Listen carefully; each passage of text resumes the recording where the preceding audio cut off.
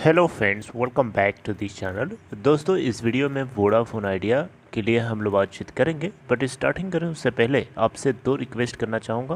पहली रिक्वेस्ट कि अगर आप चैनल को फर्स्ट टाइम देख रहे हैं फाइनेंस मार्केट को सब्सक्राइब करके बेल आइकन को हिट कर लीजिए ताकि आपको वीडियोज़ की नोटिफिकेशन मिस ना हो, मिलती रहे।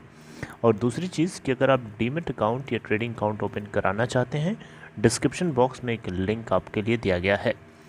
दोस्तों, जियो भले ही आज की डेट में मार्केट में लीड कर रहा हो, लेकिन आपको बताना चाहूँगा वोडाफोन आइडिया को लेकर के नेगेटिविटी भले ही आज सबके दिमाग में हो, क्योंकि वोडाफोन आइडिया का मैनेजमेंट फंड रेस करने में डिले कर रहा है। हो सकता है इसके पीछे कुछ लॉजिकल कारण हो, हम लोगों को वो बात नहीं पता है।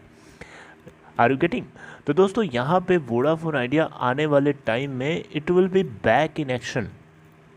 इसको मैं समझाने के लिए आप एग्जांपल से एक एग्जांपल से बड़ा अच्छे से समझ में आता है। जैसे देखिए, कहीं पे कोई चीज़ अगर क्वालिटी के साथ होती है तो उसकी क्वांटिटी काफ़ी कम होती है। कहीं पे कोई चीज़ बहुत ज़्यादा होती है तो उसकी ज़रूरी नहीं है कि उसकी क्वालिटी भी उसी की क्वांटिटी के साथ मैच करे। मैं इसको एक एग्जांपल से देना चाहूँगा। अब आपसे मैं एक क्वेश्चन पूछना चाहूँगा, आपको अच्छी क्वालिटी का खाना पसंद है कि लो क्वालिटी का? आपका जवाब होगा कि मुझे अच्छी क्वालिटी का खाना पसंद है। बिल्कुल सही बात है, आपकी चॉइस भी सही है। जेन्युइनली देखा जाए तो यू आर राइट। लेकिन आपको अच्छी क्वालिटी का खाना पसंद है और आपसे पूछा जाए कि क्या आप उसको बहुत ज़्यादा क्वांटिटी में लेना चाहेंगे या आप जितना खाते हैं उससे ज़्यादा ओवर ईटिंग करना चाहेंगे उसको? तो बेशक आप करने की आपकी इच्छा होगी कि आप करना चाहेंगे। लेकिन दोस्तों, होता क्या है कि जो चीज़ अच्छी क्वालिटी की होती है, बेस्ट क्वालिटी की होती है, वो आपको कम क्वांटिटी में मिलती है। Quality is inversely proportional to quantity. मेरी बात को बहुत ध्यान से समझिएगा। इस चीज़ को आप अपने डेली लाइफ में रिलेट करिए अलग अलग इंसिडेंट्स के ऊपर, आपको समझ में आएगा। Quality is inversely proportional to quantity. ये इस तरीके से मैथमेटिकल लैंग्वेज में लिखा जाता है। लेट्स से क्वालिटी क्यू है और क्वांटिटी स्मॉल क्यू है, या इसको उल्टा करते हैं। जैसे लेट्स से क्वालिटी क्यू है और क्वांटिटी जो है लेट्स से कैपिटल क्यू है, तो इन दोनों में रिलेशन होता है इन्वर्सली प्रोपोर्शनल का, यानी Q is inversely proportional to capital Q. इसका मतलब ये है कि अगर आपके किसी भी चीज़ की क्वालिटी अगर बढ़ती है तो उसकी क्वांटिटी ऑटोमेटिक कम हो जाती है, या किसी चीज़ की क्वांटिटी कम रहती है तो क्वालिटी उसकी बढ़ती है। तो ज़रूरी नहीं है कि ऐसा ज़रूरी नहीं है कि किसी चीज़ की क्वांटिटी कम हो तो उसकी क्वालिटी भी हो, लेकिन अगर क्वालिटी किसी चीज़ की हाई है तो डेफिनेटली वहाँ पे क्वांटिटी आपको कम ही नज़र आती है। तो दोस्तों, इस चीज़ को मैं वोडा आइडिया के नंबर ऑफ़ सब्सक्राइबर्स के ऊपर रिलेट करके आप लोगों से बातचीत करना चाहता हूं। आई होप आप मेरे एग्जांपल से रिलेवेंट पा रहे होंगे। देखिए, आज की डेट में वोडाफोन आइडिया के पास सब्सक्राइबर बेस जो है बाकी के दोनों ऑपरेटर्स रिलायंस जियो और भारती एयरटेल से कम ज़रूर हैं, लेकिन आपने नोटिस किया इसके बावजूद भी इसकी स्पीड्स ज़्यादा है, यानी downloading speed and uploading speed दोनों के केस में ये आगे क्यों है? क्योंकि इसके पास नंबर ऑफ़ सब्सक्राइबर्स कम है, तो इसके नेटवर्क से जो एंगेजमेंट है वो भी कम लोगों का है, तो भरपूर स्पीड जो है मिल जाती है।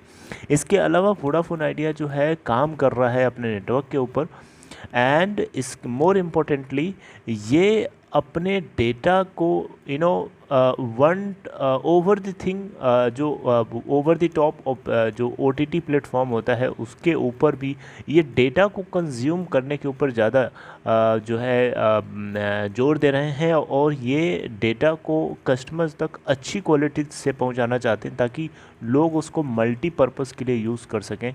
यानी उसको लोग अपने एंटरप्राइज जो इनके कस्टमर्स होते हैं उनके ऊपर भी इनका बहुत ज़्यादा फोकस है, राइट। जो नॉर्मल यूज़र्स होते हैं उनके पास तो ये इनका फोकस ही है, प्लस जो एंटरप्राइज कस्टमर्स होते हैं उनके ऊपर भी इनका बहुत ज़्यादा फोकस है, क्योंकि आने वाले टाइम में जब 5G टेक्नोलॉजी आ जाएगी तो हम ज़्यादातर अपनी चीज़ें जो हैं इंटरनेट के मदद से ही कर पा रहे होंगे, तो उस समय consumption of data will be very high. रही बात जियो के फ़ोन लॉन्च करने को लेकर के, तो मुझे नहीं लगता कि रिलायंस जियो का ये जो फ़ोन है 6,500 का, ये कस्टमर्स को वोडाफोन आइडिया से छीन पाएगा। मुझे ऐसा नहीं लगता। आज की डेट में 27.106 करोड़ के आसपास सब्सक्राइबर बेस है वोडा आइडिया का। मिलियंस में अगर आप देखें तो 271 मिलियन, 270 मिलियन मान लीजिए, 270 मिलियन के आसपास है, राइट। तो एक बात तो यहाँ पे तय है कि इनके सब्सक्राइबर्स के इरोजन का जो रेट था, यानी गिरने का जो रेट था, वो डाउन हुआ है, डी एक्सेलेट हुआ है, रिटार्ड हुआ है। एंड आने वाले टाइम में वो रिटार्डेशन ज़ीरो भी हो सकता है।